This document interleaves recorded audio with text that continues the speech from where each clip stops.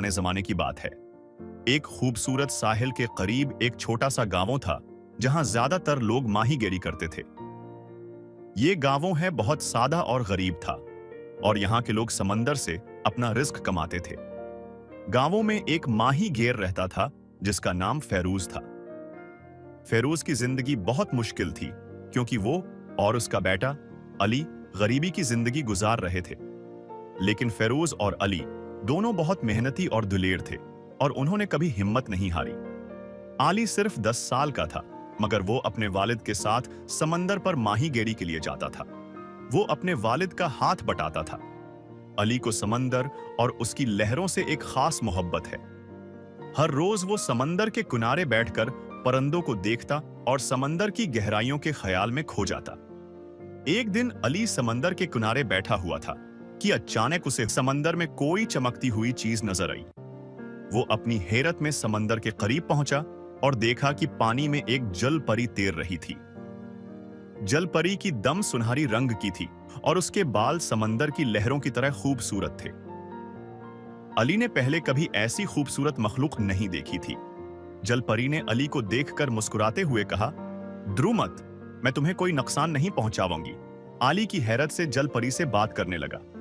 जल परी ने अपना नाम सायरा बताया और कहा कि वो समंदर की दुनिया में रहती है। सायरा ने अली से कहा कि वो रोजाना समंदर के किनारे होती है, लेकिन वो कभी किसी इंसान से नहीं मिली। अली और सायरा की दोस्ती बढ़ती गई और वो रोजाना एक दूसरे से मिलते और बातें करते। एक दिन गांवों में तूफान हो गया। समंदर की लहरें बहुत तेज हो गई और फेरूज की कश्ती समंदर में फंस गई। फेरूज और दूसरे माही गेर मुश्किल में थे और उनकी कश्ती डूबने के करीब थी। गांवों वालों को लग रहा था कि वो अब जिंदा वापस नहीं आएंगे। अली ये खबर सुनकर बहुत परेशान हो गया और दौड़ता हुआ समंदर के किनारे पहुंचा। वहां पहुंचकर अली ने सायरा को आवाज दी और उससे मदद की दरख्वास्त की। सायरा ने अली को कहा कि फिक्र ना करो और खुद समंदर की गहराइयों में चली गई। उसने अपनी जादुई ताकतों का इस्तेमाल करते हुए समंदर की खतरनाक लहरों को रोका और फेरूज और दूसरे माही गिरों की कश्ती को बचा लिया। जब फेरूज और बाकी माही गिर साहिल पर हिफाजत पहुंचे तो गांवों वाले हैरान रह गए कि यह मौजज़ा कैसे हुआ। अली जानता था कि यह सब सायरा की वजह से मुमकिन हुआ, लेकिन उसने किसी को यह बात नहीं बताई। फेरूज ने अली को गले लगा लिया और कहा, "बेटा, तुम्हारी दुआएं और हिम्मत हमें बचा लाई।" अली के वालिदीन को अक्सर माली मुश्किलात का सामना करना पड़ता था।